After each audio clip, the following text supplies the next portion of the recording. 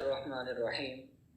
عزیز طلبہ، ہمارا آج کا موضوع ہے اردو انٹرمیڈیٹ سال دوم حصہ معروضی کا انتہائی اہم سوال، مصادر بطور امدادی افعال۔ جیسا کہ آپ جانتے ہیں کہ انٹرمیڈیٹ سال دوم کے اندر سوال نمبر 1 معروضی پر مشتمل ہوگا، جس میں 20 سوالات پوچھے جائیں گے اور جس کے نمبر بھی 20 ہوں گے۔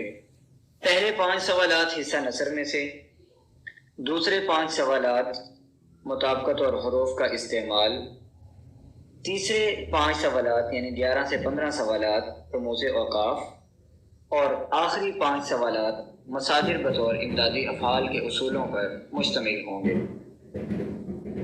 اس لیکچر میں سب سے پہلے مصدر کی تعریف، فعل کی تعریف، مصدر اور فعل کا آپس میں تعلق، مصدر اور فعل میں فرق، امدادی فعل کی ڈیفینیشن، اور آخر پر آپ کو بتایا جائے گا بورڈ میں سوال کس طریقے سے پوچھا جائے گا، اور پھر 3 اصول آپ کو بتائے جائیں گے جن اصولوں کو مد نظر رکھتے ہوئے آپ ان 5 سوالات میں درست جواب کی بآسانی نشاندہی کر سکتے ہیں۔ آئیے سب سے پہلے مصدر کی تعریف پڑھتے ہیں۔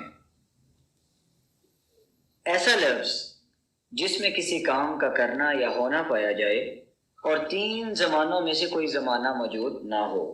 3 زمانے یعنی پریزنٹ، پاسٹ، فیوچر، یا حال، ماضی اور مستقبل۔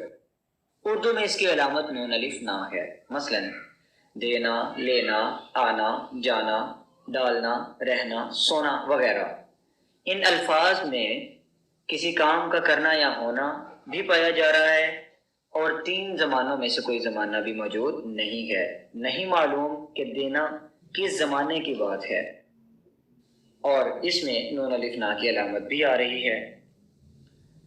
کچھ الفاظ جیسے نانا، گنا، کانا وغیرہ یہ مصادر نہیں ہیں، حالانکہ ان میں نون الف نا کی علامت موجود ہے، لیکن ان میں کسی کام کا کرنا یا ہونا یہ موجود نہیں ہے۔ اس بنا پر ان الفاظ کو ہم مصادر میں شامل کریں گے۔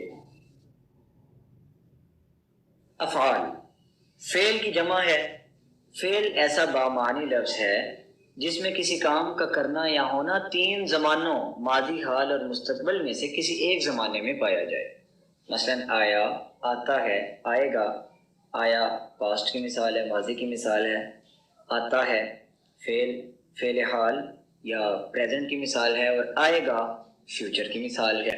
تو آپ دیکھیے کہ جملہ بے کے اندر بعد میں آنے والا مصدر سوال میں پوچھے گئے مصدر کے بالکل مطابق ہے، اور یہی درست جواب ہے۔